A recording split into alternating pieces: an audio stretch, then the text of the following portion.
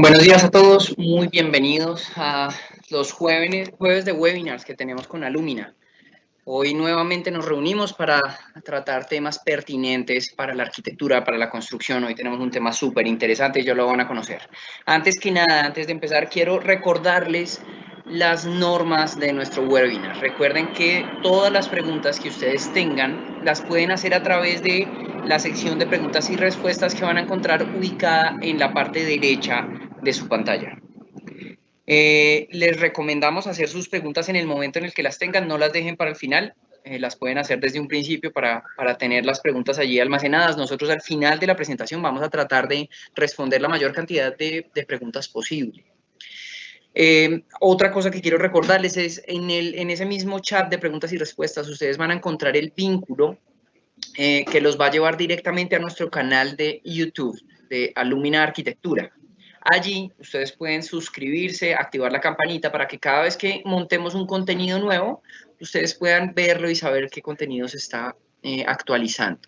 Recuerden que allí tenemos información de todos los webinars que hemos hecho, de adicional a cápsulas de productos y más información que ustedes van a poder utilizar muy pertinente.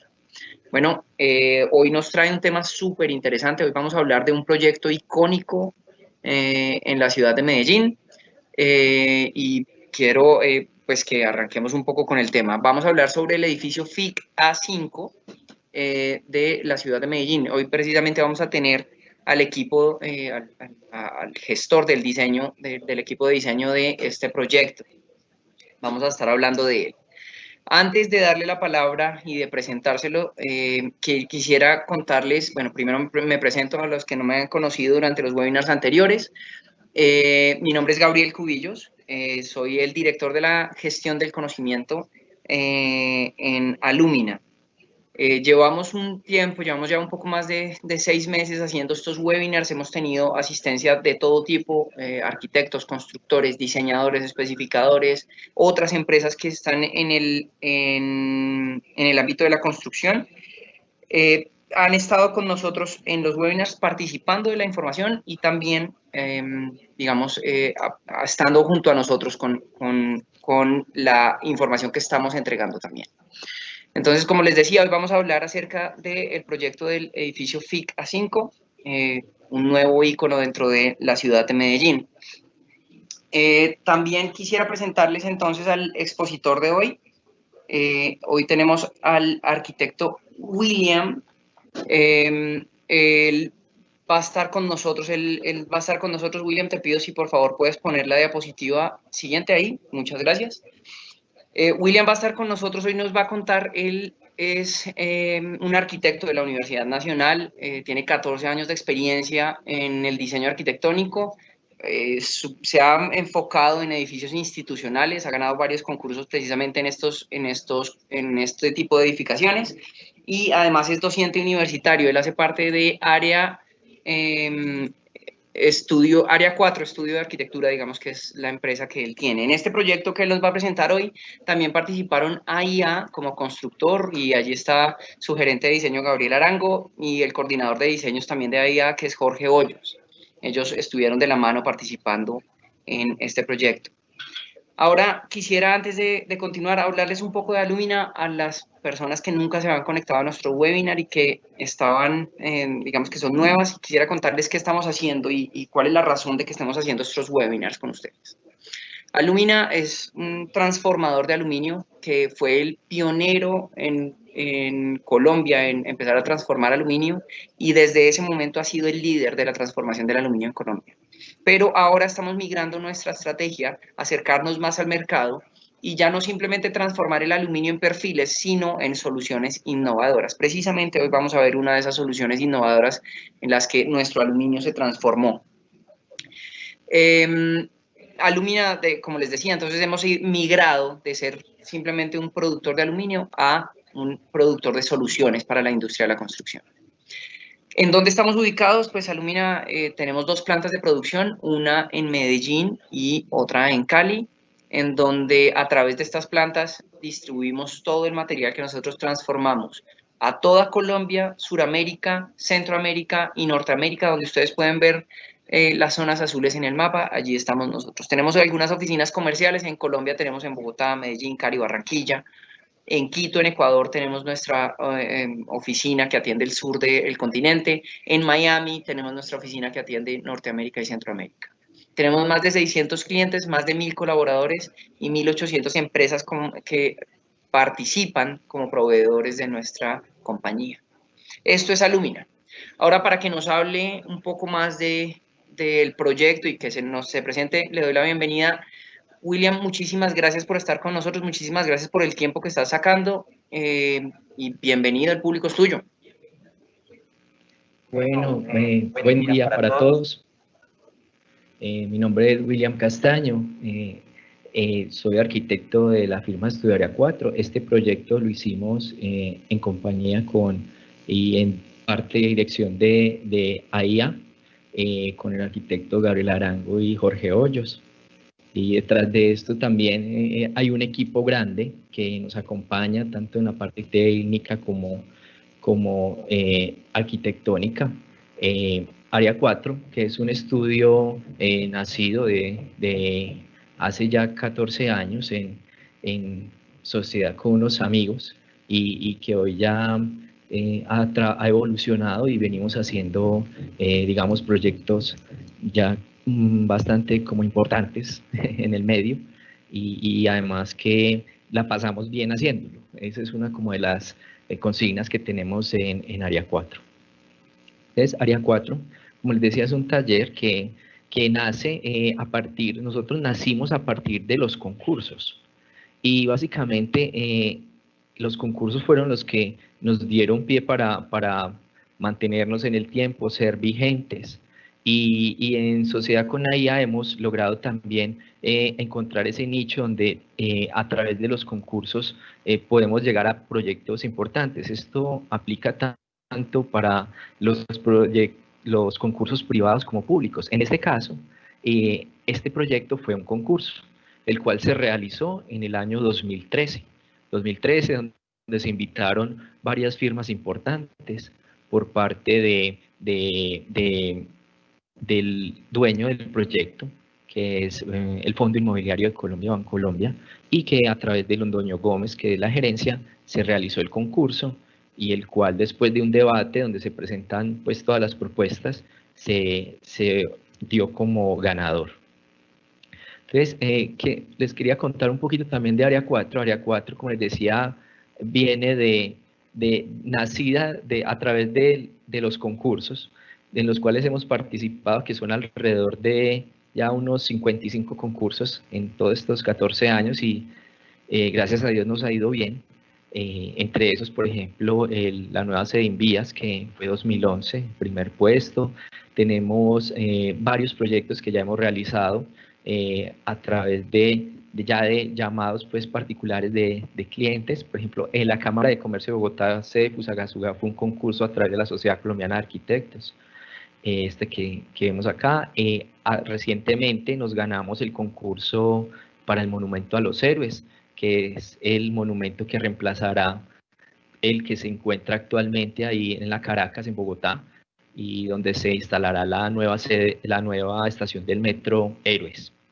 Entre esos, pues, hay varios, y como les digo, el tema es extenso, pero venimos haciendo cosas como siempre imprimiéndole cosas diferenciadoras, y esto nos ha hecho, digamos, estar en el medio y vigentes, y nos ha llevado a hacer cosas como importantes. Entonces, justamente el enfoque de esta presentación es, si vamos a hablar de un edificio, en este caso del FIC A5, pero cómo se concibió el FIC A5 a través de este tema de realizar el concurso. Entonces, cómo ver estos edificios que uno los ve y dice, pero ¿cómo fue? ¿Cómo sucedió? ¿Cómo llegó este edificio aquí? ¿Por qué terminó con tantas aletas? ¿Por qué es como es? Tiene un trasfondo, y eso es lo que hoy quisiera que viéramos, que son cosas que no se ven. Uno ve el edificio ya listo y se puede decir es bonito o es feo, me gusta, no me gusta, pero que detrás de todo eso hay un trabajo de un grupo, de un equipo de diseñadores arquitectos y técnicos que están detrás de todo este llegar a la resolución del edificio. Entonces, ¿cómo hacemos las cosas? Y ahí es donde viene el caso. Nosotros como profesionales hacemos las cosas como profesionales, pero nunca hemos perdido esa esencia de lo que es hacer las cosas como se hacían en la universidad. ¿Y cómo? A través de la investigación, generando ideas básicas, generando conceptos. Si un edificio para nosotros no tiene eso, es como si no tuviera alma, entonces no tendríamos cómo justificar las cosas. Entonces, cómo justificarlo a través de la misma arquitectura. Y que eso es lo que nos ayuda a que esos edificios terminen siendo como son. Entonces, ¿de dónde proviene ese tema de cómo llegar a los edificios? Viene de muchas partes. Nosotros somos un grupo que nos dedicamos y sacamos el rato para el tema del cine, la publicidad. Podemos hablar de un libro, de algo que escuchamos, de un viaje que hicimos. Entonces, eso nos da pie para un tema de formulación de estrategias. Siempre tener presente el tema de la investigación proyectual. Siempre estamos investigando. Lo que no sabemos, preguntamos y vamos y preguntamos al que sepa. Y cada proyecto propone una metodología. Entonces no es una cosa lineal, sino que estamos abiertos, abrimos la mente como para estar atentos a ese tema de las ideas. Y es en el taller lo que priman son las ideas. Entonces, esto no implica que el tema del funcionamiento, el tema técnico, esté desligado del tema estético, imaginario, intuitivo, porque eso es parte de lo que es ser arquitecto. Entonces, siempre tratamos de que eso esté integrado. Entonces, así que como el cubo Rubik, que está lleno de muchos cuadritos, eso es lo que logramos, digamos, a través de los procesos que hacemos en Área 4, no solo para este proyecto, sino para, en general, cuando abordamos un tema de desarrollo arquitectónico. Entonces, aquí vamos a hablar del FICA 5, es un ícono ya para la ciudad de Medellín, porque ya está pronto a terminarse, pero vamos a hablar de un poco de que nació un concurso, que se desarrolló una idea y que a hoy está materializada. Eso es muy bueno cuando uno como arquitecto le suceden este tipo de cosas, porque a veces se quedan en ideas, pero hoy es una realidad. Entonces, ¿dónde está ubicado el proyecto? Entonces, estratégicamente, el proyecto se ubica, si ven geográficamente, está ubicado como en el centro de Medellín. Ahí alcanzan a ver pues todo el Valle de la Urra, donde está estratégicamente ubicado a la margen del río Medellín. El río Medellín, y lo han visto con pasar del tiempo, es el eje estructurante de la ciudad. Y ahí es donde se insertan todas las piezas más importantes de arquitectónicas de Medellín, y todos los edificios institucionales tienen esa orientación de estar cerca al río. Yéndonos un poco más cerca, y ese tema de la implantación estratégica, es porque ahí se ubican edificios tan importantes como las universidades. Tenemos la Universidad de AFIT, es relativamente cerca. Está ubicado también el edificio de Bancolombia, que estratégicamente se ubicó también cerca al río, cerca a la estación del metro. Entonces tiene unas condiciones, el sector, que es privilegiado en la ciudad de Medellín, y además cuando uno habla de Medellín habla de montañas, y justamente este edificio se ubica en el valle, justamente en la zona plana, al costado del río Medellín. También para nosotros era importante en esa etapa del concurso, pues su ubicación y su relación con el río. Como les decía, hay un tema de infraestructura en torno al río, en este caso lo que se viene desarrollando con el Parque del Río. Entonces, ¿cómo se vincula directamente este proyecto? Que genera un espacio público supremamente importante, que es desarrollado a través del plan parcial de CIMESA, y cómo se vincula a través de ese desarrollo urbano al río Medellín y la conexión con las estaciones metro. Esto se hace a través de diferentes medios. Entonces se cuenta con una muy buena ciclovía, se cuenta con un buen sistema de transporte. Hay, digamos, una generación de espacios públicos circundantes que dan una calidad especial a este lugar de la ciudad. ¿Dónde se ubica? Entonces el plan parcial fue un plan desarrollado donde este borde que da hacia la Avenida Los Industriales se desarrolla a través de edificios institucionales. Entonces ya tenemos actualmente ahí de vecinos pues a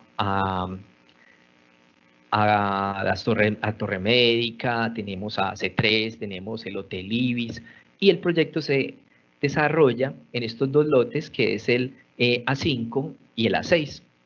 Estos están, digamos, divididos y lo atraviesa una calle pública que es la calle 18A. Pero esto fue un reto en el momento del concurso de cómo hacer esa integración del proyecto A5 y A6 para que se viera como un solo proyecto y que esa imagen del icono y esa imagen de proyecto se viera unificado. Entonces, cuando arrancamos con el tema del concurso, nos fuimos a un tema de referentes. Entonces, veíamos, por ejemplo, las Torres Gemelas, que ya no existen, es un icono, es porque eran gemelas. Entonces decíamos, esto es por ahí, aquí por este lado, porque las Torres Gemelas, por ejemplo, no tienen un lenguaje definido o es simplemente un prisma, pero su potencia está es que son gemelas, son igualitas y esto los convierte en un icono, en un símbolo, igual que las Torres Petronas, igual que la Puerta de Europa en Madrid, de Philip Johnson. Entonces, esto nos dio pautas y pie a decir, bueno, si tenemos dos lotes, ¿por qué no pensar en que este edificio se comporte como dos torres gemelas?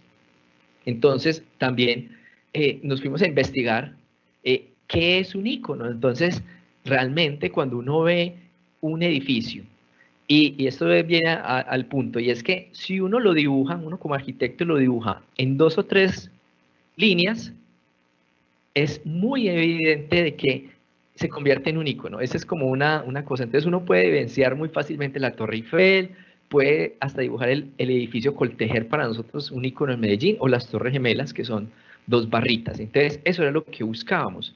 ¿Qué buscábamos? Que tuviera esa composición. Entonces cuando nos fuimos a ese tema, y ahí partimos, una de las cosas que hacemos es que una idea que tengamos, le damos fuerza, y es a través de mantener la idea vigente. Si nosotros no tenemos una idea clara, créanme que no seguimos adelante. Entonces, cuando hicimos estos rayoncitos, que son 2 barritas que se quiebran y generan estos elementos, estos prismas, nos llamó muchísimo la atención.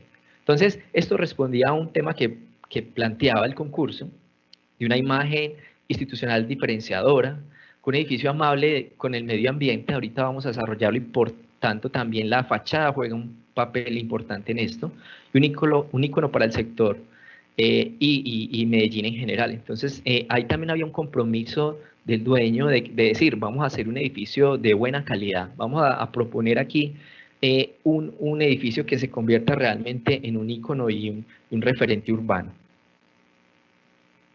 Entonces, esto es a través del proceso. El proceso, aquí van a ver inclusive herramientas proyectuales para los que son arquitectos o los ingenieros, donde utilizamos maquetas. Entonces, ahí vemos pues el lote, estas eran las condiciones que teníamos, unos edificios de fondo de vivienda de gran altura, y la torre médica, que es el vecino cercano.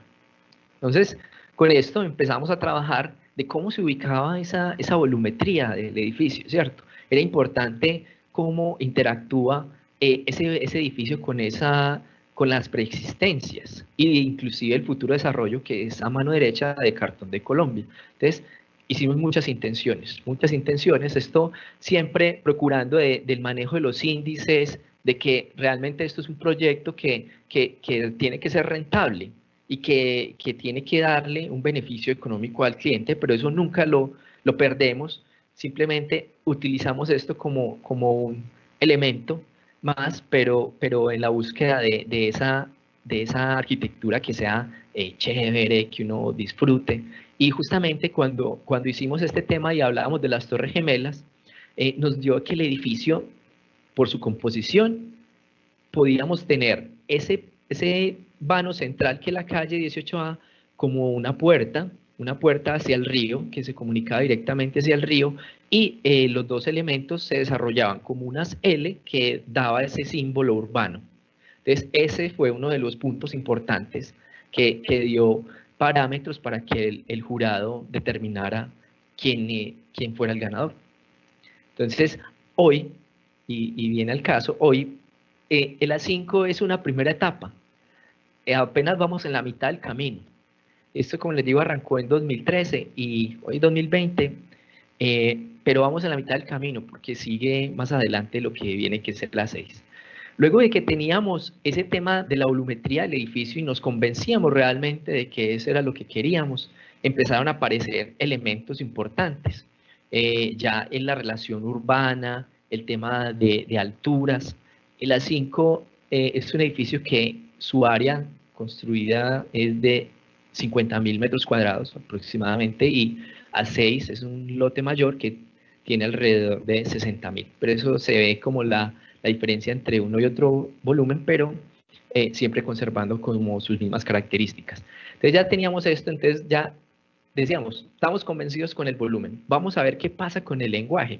¿Qué pasa? Es que, si ven, este edificio está orientado en sus caras más largas hacia el occidente y no tiene vecinos que le protejan a occidente, principalmente el sol. Entonces, bueno, ¿cómo era el tema del lenguaje? Aquí entró una serie de asesores bioclimáticos, en fin, LEED, en fin, de ventanería. Ventanar nos ayudó muchísimo en este tema. Sergio Jaramillo de Alumina nos ayudó mucho en este tema.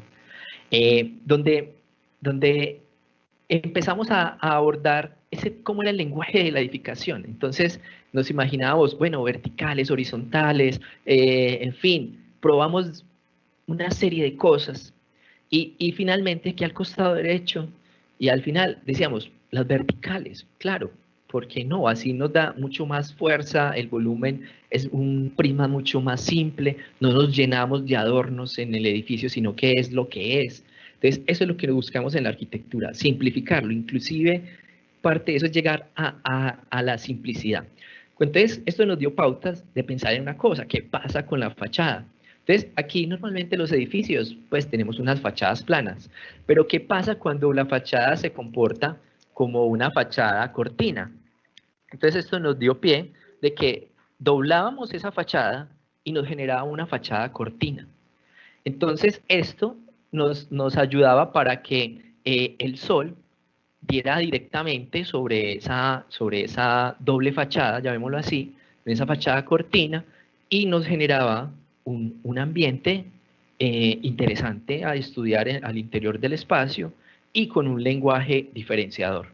Entonces, también veíamos la orientación del edificio, que era fundamental para que esto tuviera su fortaleza y el por qué aparecer esa fachada cortina, no porque sí, sino realmente porque la necesitaba el edificio.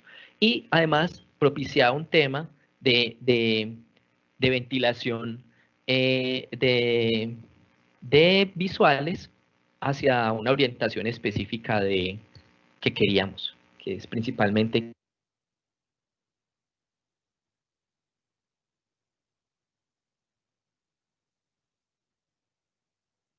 de concreto. A esta estructura se le adosaba una fachada interna, que es un vidrio que ahorita lo podemos ver cuál se especificó, y los cortasoles. Aquí vemos pues cómo se generan esos cortasoles con una inclinación, y esto tiene un porqué. Entonces, la orientación del edificio es un edificio que lo que creamos es que generamos un punto fijo central, y así liberábamos cuatro fachadas que quedaban iluminadas y ventiladas naturalmente. Pero eso tiene una implicación, ¿cierto? Uno abre la fachada, pero bueno, ¿cómo me protejo? Y más cuando tengo una orientación hacia el occidente. Entonces, una de ellas es que, si ven, los puntos fijos, que está ubicado aquí como en la zonita roja, ahí ubicamos los puntos fijos, las escaleras de evacuación y demás, esto reduciendo el área oriente-occidente, el área de fachada, para que así tuviéramos unas fachadas más delgadas y tuviéramos a través de esos sólidos un tema ya de incursión solar controlada. Entonces, y las fachadas más largas las pusimos hacia norte y sur, donde la afectación solar es menor en el edificio. Entonces ya teníamos también ese tema de orientación y nos daba pie a pensar de cómo eran esas aletas.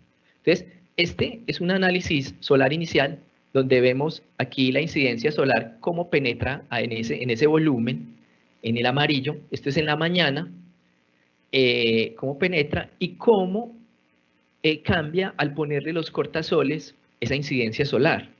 Entonces decíamos, bueno, por ahí es, claro, el uso de los cortasoles nos beneficia muchísimo en el tema de bienestar interno, de energético en general, porque tenemos más eficiencia en el sistema de aire acondicionado, espacialmente y estéticamente también nos aportaba. Entonces, como por ejemplo Occidente, que es la más aporreada por el tema del atardecer, eh, se entraba pues el sol hasta la parte ya del primer eje de columnas y cómo a través de los cortasoles se podía mitigar esto desde la parte exterior de la fachada sin que el sol entrara en el espacio.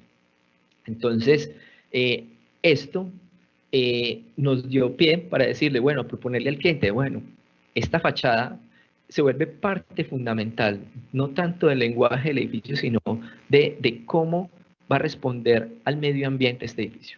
Entonces, ya con estos criterios nos fuimos a investigar. Bueno, entonces aquí tenemos varias cosas más que resolver. Uno es, ¿cómo es ese vidrio? ¿Cómo es el cortasol? ¿Cómo están orientadas esas aletas? El cómo están separadas esas aletas. Teníamos muchas interrogantes antes de que esto se convirtiera en realidad. Entonces, a través de unos modelos, esta es una maqueta a escala 1:10, que se trabajó con Ader, el arquitecto Ader, especialista en bioclimática, para darle, digamos, materialidad a ese tema, estudiarlo y poder controlar. Esto está puesto en el lote real, con el sol real del lote, controlar ese sol y a través de este modelo nos dio pauta para que pudiéramos evaluar esas diferentes opciones. Aquí está el modelo, inclusive podíamos meternos dentro de ese tamaño y evaluar los grados de inclinación, el grado de serigrafía en los vidrios, el grado de separación.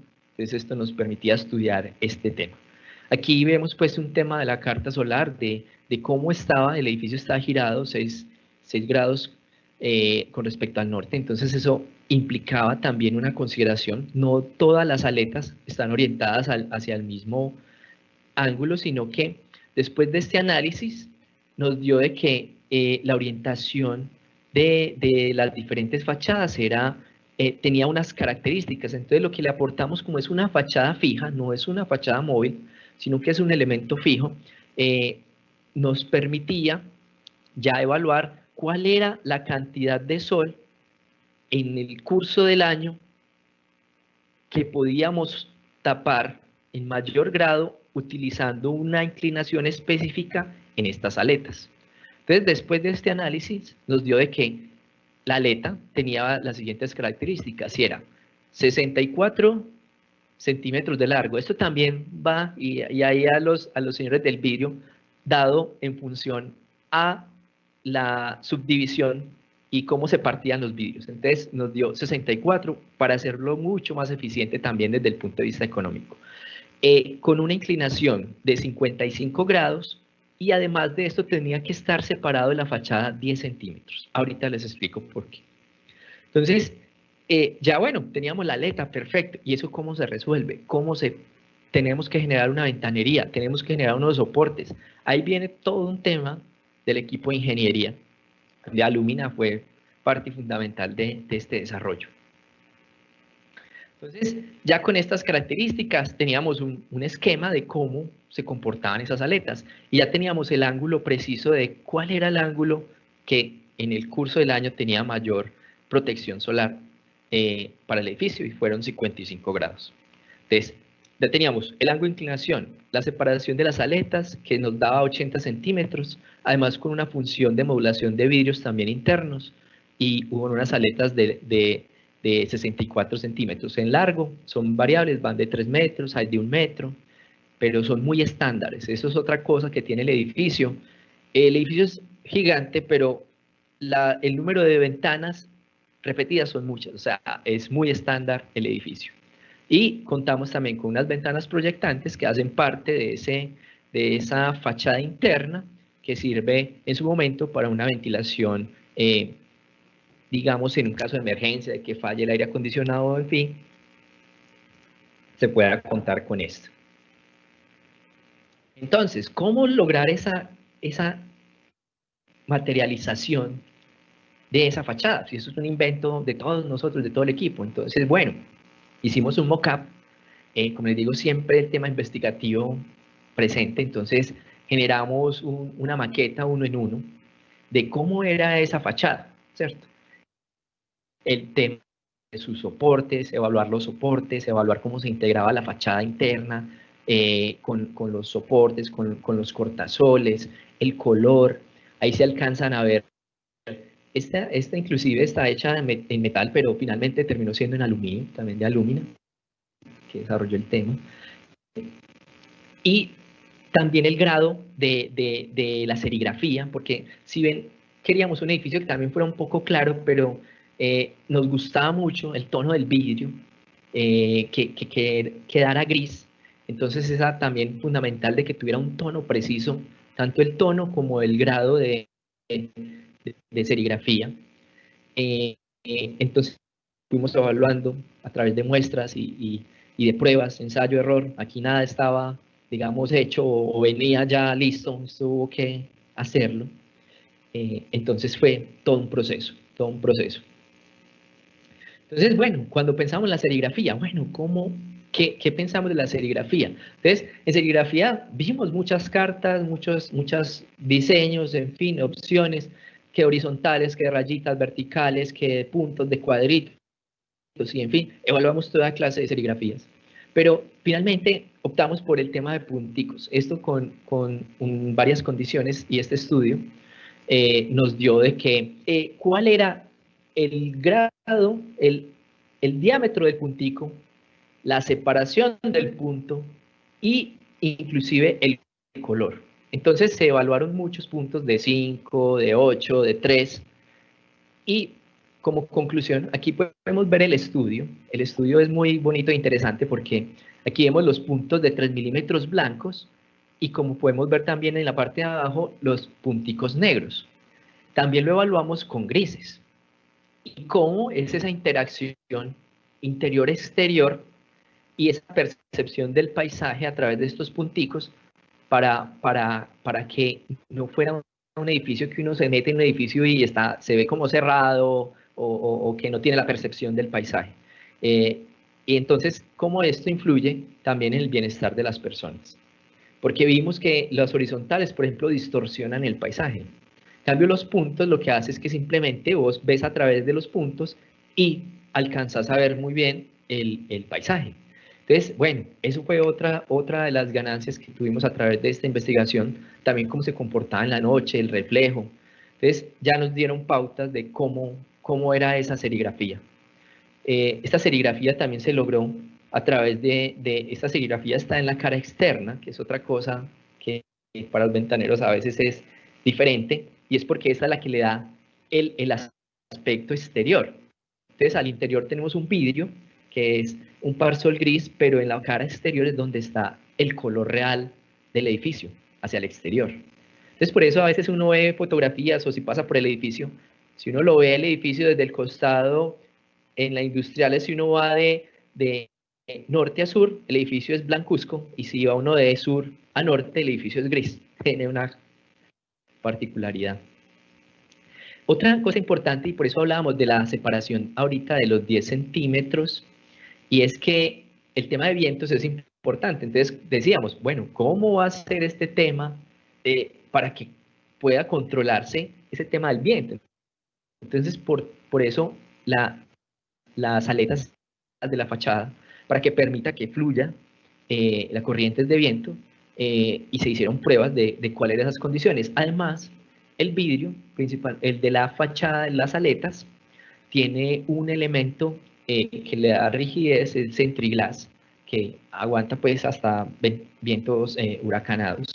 Esto se utiliza mucho en estas zonas donde se tienen huracanes para aguantar pues esto de que si se genera una ruptura en uno de estos cortasoles, principalmente no cayera, porque cae un vidrio de 60 kilogramos, 70 a una altura de 80, 90 metros y pues causa un estrago, un accidente en ese espacio público tan concurrido.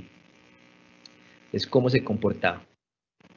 Los vidrios, y esto pues tuvimos bastantes asesorías, estos son los vidrios de Saint-Gobain, donde tenemos una especificación para el vidrio interno. La ventana interior está, digamos, conformada por un vidrio ST de Saint-Gobain, ahorita le doy la referencia, T636, y en los antepechos buscábamos un tono similar, entonces el Parsol gris también nos ayudó a unificar, porque eso se trataba de que tuviéramos un velo interno, pero que la fachada frontal fuera la más relevante.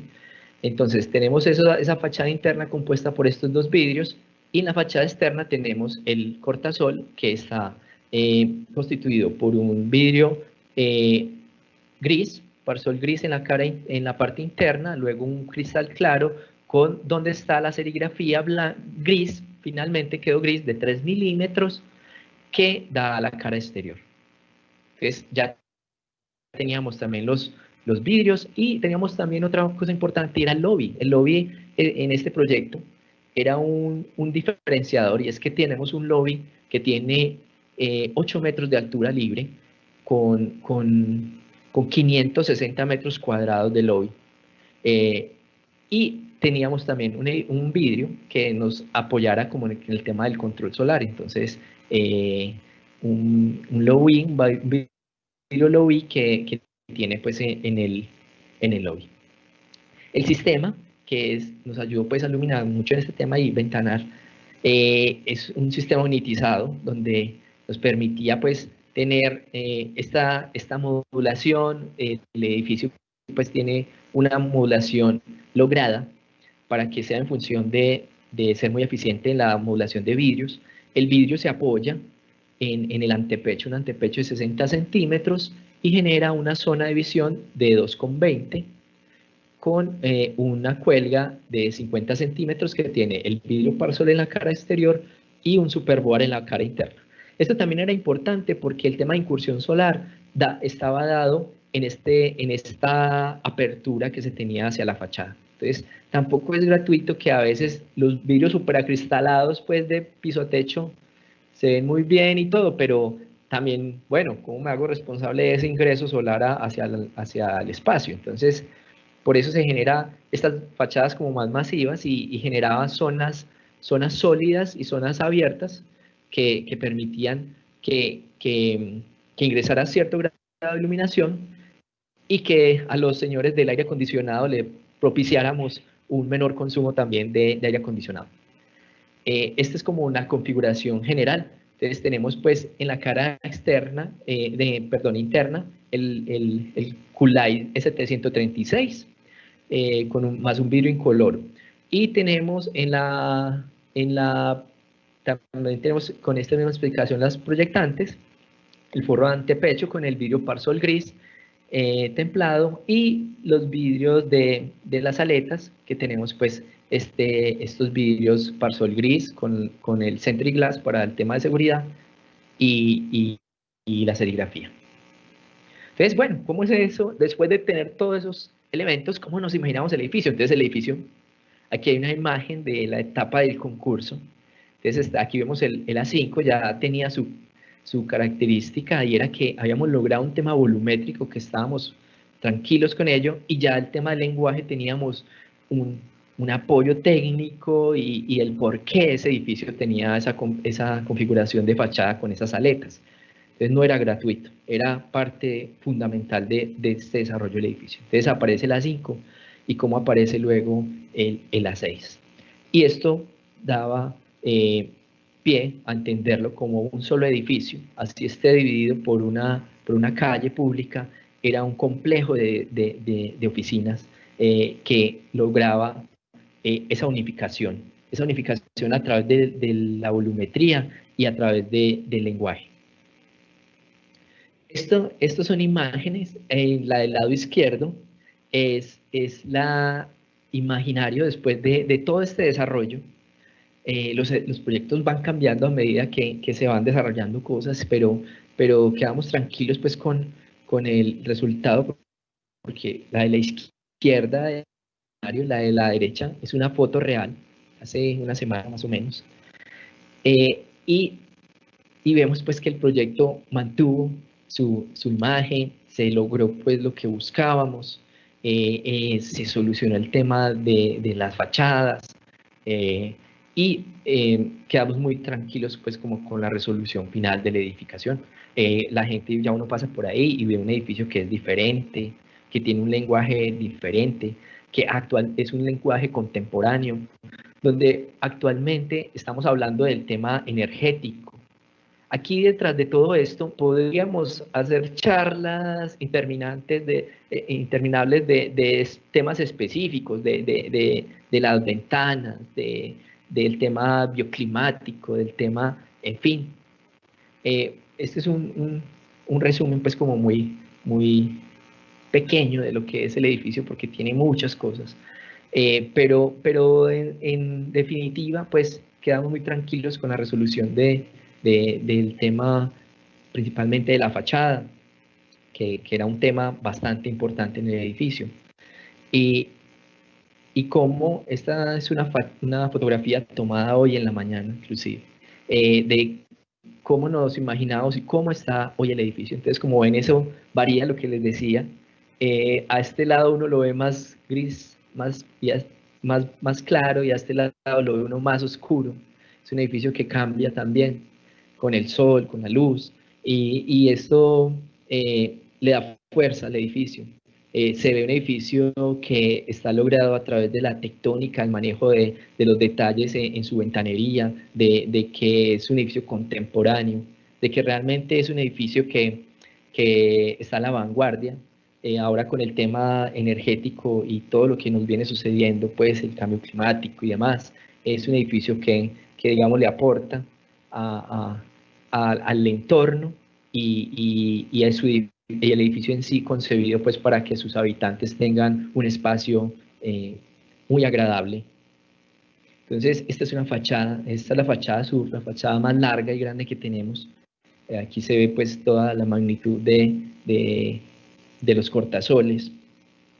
Se ven inclusive las proyectantes, ahí están algunas de ellas abiertas, y la cantidad de cortasoles que hubo que instalar. Tremendo desafío también para el ventanero. Aquí hay imágenes pues como finales ya de la composición de la fachada y de los vidrios.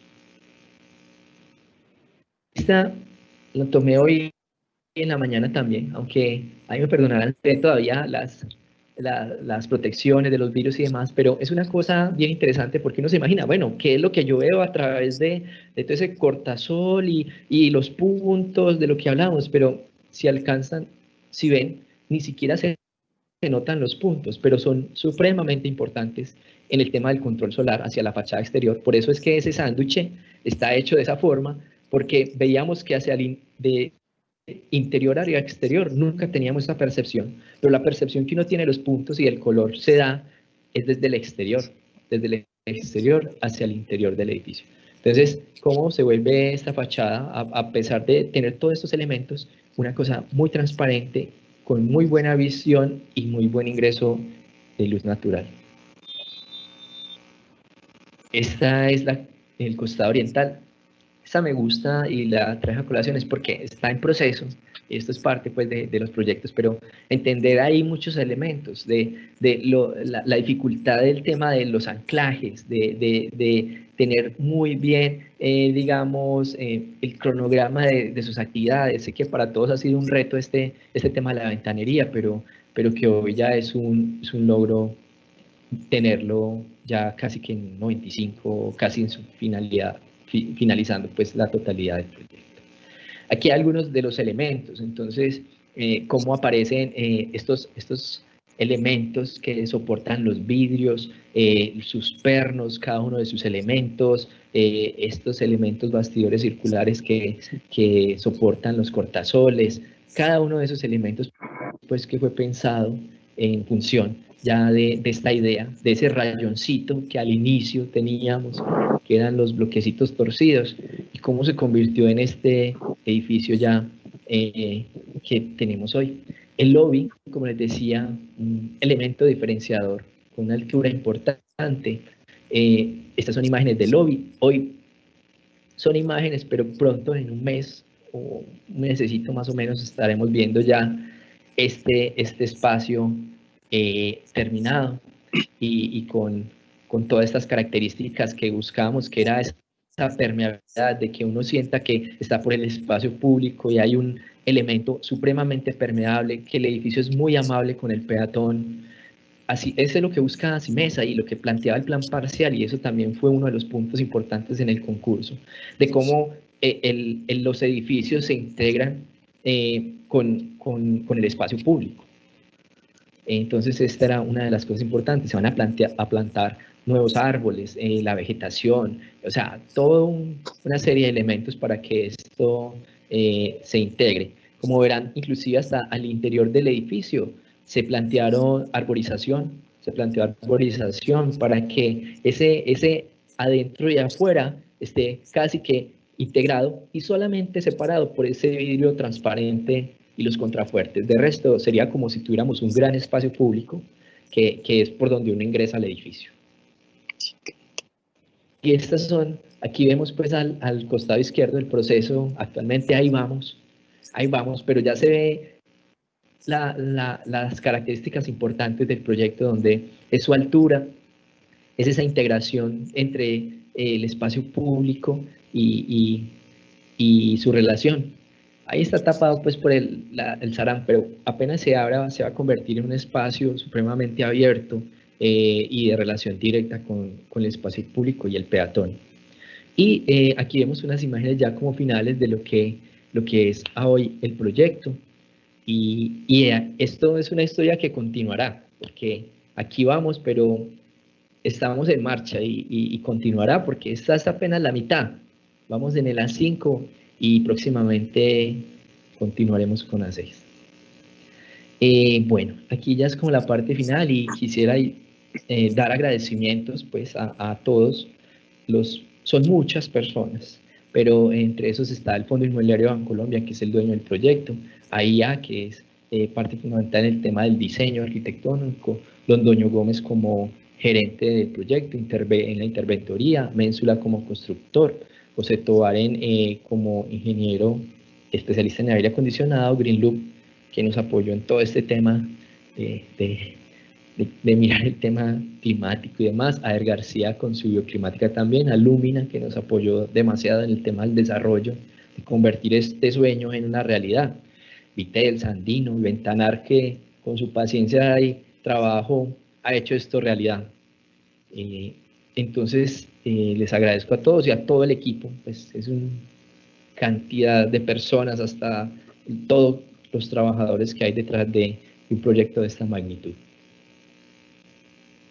Bueno, arquitecto William, muchísimas gracias. Qué proyecto tan interesante de ver, y la forma como usted nos lo cuenta, la verdad es retador. Para uno que es arquitecto, es retador ver, digamos, que todavía se puede seguir haciendo arquitectura de esa forma, como nos lo enseñaron a hacer. Yo tengo algunas preguntas, tengo un par de preguntas mías y tenemos algunas preguntas del público. Vamos a tomarnos unos minuticos más para contestarlas. A los asistentes les pedimos que estén con nosotros por los próximos minutos. Vamos a contestar algunas preguntas.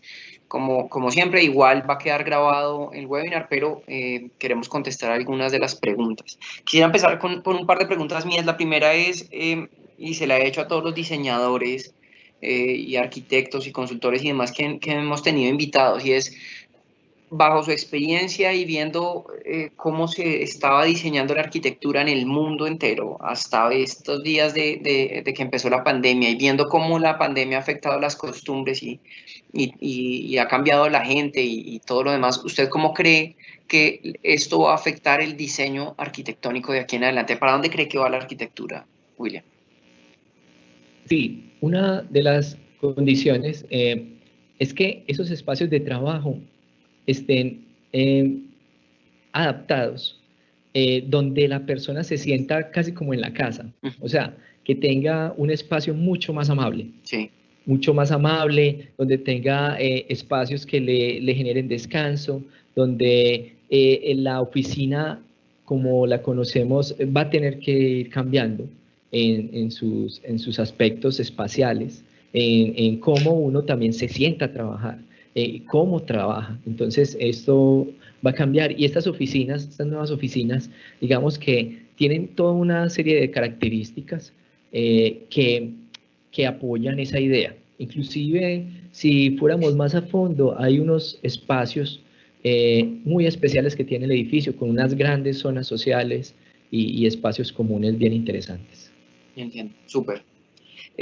Hace unos días hablábamos con un grupo de compañeros de la universidad también acerca digamos, de cómo hemos cambiado la forma en que se hace la arquitectura. Y ahorita usted nos mencionaba que la forma en que ustedes se acercan al diseño es a través de la investigación. Cuéntenos un poquito más de ese proceso metodológico por el cual ustedes se acercan a empezar un diseño, como cuando empezaron un diseño nuevo. ¿Cómo es ese proceso por el cual ustedes pasan? Sí, como les decía, siempre, yo soy docente, partiendo de ahí, siempre he estado ligado al tema de la docencia con las universidades. Ha sido siempre creer en eso, yo vengo de la Universidad Nacional, una universidad pública, pero con un espíritu, digamos, humano y la universidad misma eh, te imprime eso. Es la búsqueda de esas ideas a través de la experimentación, de los recursos, de ser inquieto, y nuestro taller, digamos, siempre y cada vez que entra alguien nuevo es cómo le imprimimos eso a esta persona o cómo llega a que aporte al taller. Y lo hacemos a través de toda esta serie de herramientas proyectuales, del uso de la maqueta, de los dibujos, de una serie de elementos que uno dirá, pero estos cómo hicieron. Pero podemos competir y hemos competido internacionalmente con grandes, y nos ha ido muy bien porque creemos en lo que hacemos y uno tiene que creer en lo que hace. Ok, súper, súper. Bueno, voy a leer algunas de las preguntas que tenemos del público. Hay una pregunta que hicieron más o menos a la mitad de la charla, William, y es acerca de la serigrafía. Nos preguntó Juan Alejo, preguntó que si la serigrafía no estaba en el interlayer del vidrio laminado. No. Esto tiene un tema, y es que el efecto que a través de varias pruebas que hicimos, el efecto que daba en la serigrafía al interior y al exterior era totalmente diferente. El tema del brillo mismo del edificio, del vidrio, Sí. el tema del control solar. Yo sé que técnicamente aquí hay gente del medio y ventaneros, y en fin, dirán, pero ¿cómo lo hicieron? Ventanar nos ayudó mucho en eso, logramos de que tuviéramos esa serigrafía al exterior y que tiene una pintura especial. Eso también fue un debate tremendo, y de cómo lograr técnicamente esa serigrafía a la cara exterior. Súper, bueno, bien. Es decir, va en una de las caras exteriores. No, la respuesta, Juan, es que no estaba al interior del laminado.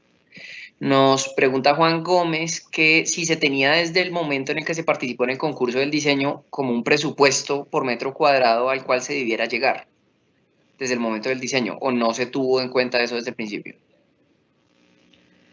Se tenía, sí, un presupuesto. Todo esto es, digamos, calculado desde un tema de factibilidades previas, pero digamos aquí en el edificio había, y esa fue la apuesta desde arquitectura. Yo sé que se ve como una fachada que vale platica, pero ¿qué es valer plata en un edificio donde el tema de ahorro se da a través de su fachada, que es su imagen además, y que le está generando beneficios también económicos, porque hay un menor consumo energético?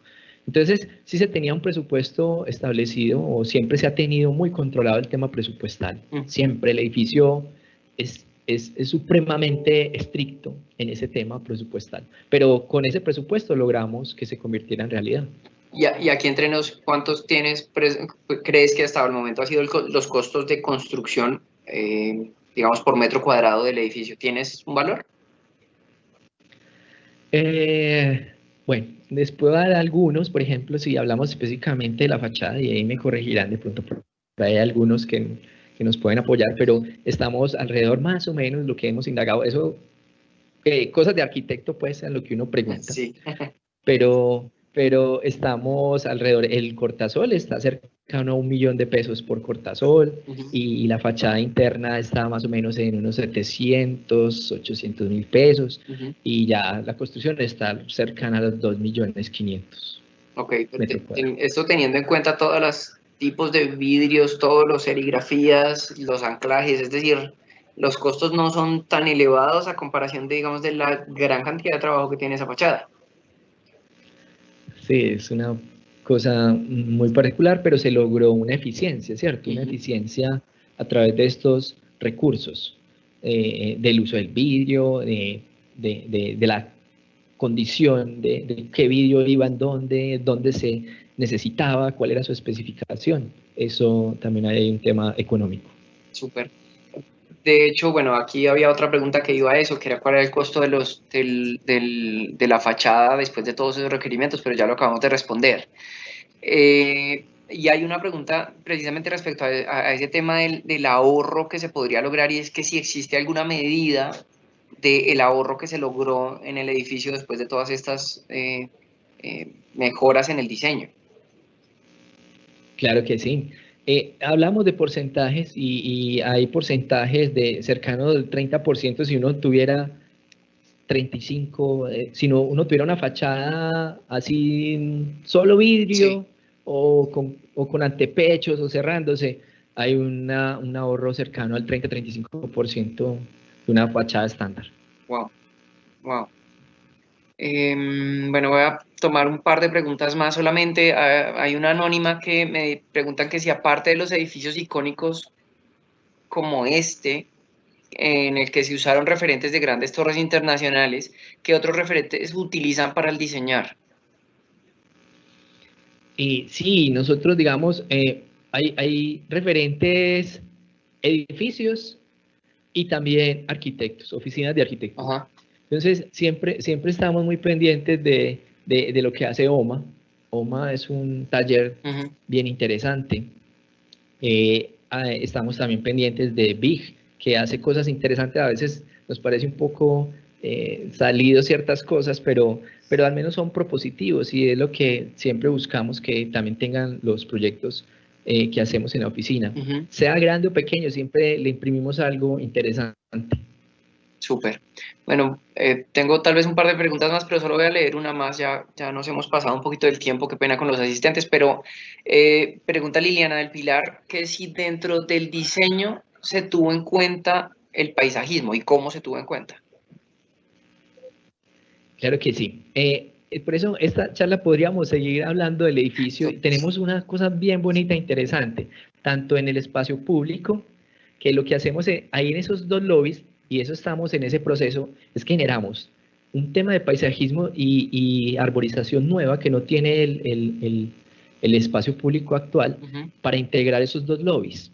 Casi que uno, por eso ahí sí se conformaría esa puerta urbana, y entonces tiene un tema de paisajismo. Y tenemos en la terraza del piso 8, donde están las zonas comunes, toda una terraza que logramos a través de ingeniería, que se lograra sembrar con árboles de tallas importantes, y genera una plazoleta, que ahí va el tema del bienestar y el cómo las personas viven ya su trabajo. O sea, es un espacio con mucho confort y bienestar como para las personas. Entonces está también ligado al tema del paisajismo.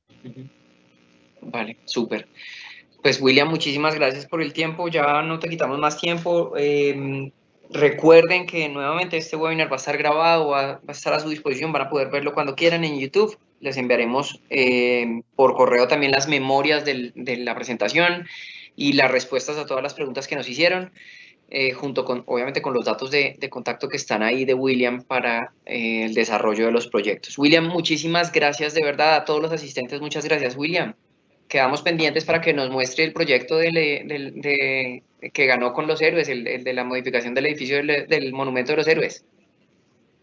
Claro, ese es un proyecto bien bonito, interesante, con mucho gusto por aquí me pongo a su disposición. Es un proyecto que este tiene 120.000 metros cuadrados, pero ese tiene 2.500, pero tiene una fuerza importante porque es parte de lo que es el desarrollo de Bogotá, la nueva estación del metro en Héroes, el nuevo monumento que va a tener Bogotá y Colombia, sobre los héroes de Colombia. Súper, ese proyecto queremos verlo, definitivamente. Por ahí nos acaban de escribir de Leonardo Aguirre Vendanar, que muchas gracias a ustedes, a Ménsula, a Londoño Gómez, por la confianza, por permitirles participar en el proyecto. Ahí nos están escribiendo por el chat, pues. Ya, Leonardo, muchas gracias por el apoyo. Bueno, arquitecto, sí, muchísimas gracias. Un abrazo. Que estén muy bien a todos los asistentes. Bueno, a ustedes muchas gracias. Chao. Que tengan muy buen día. Chao.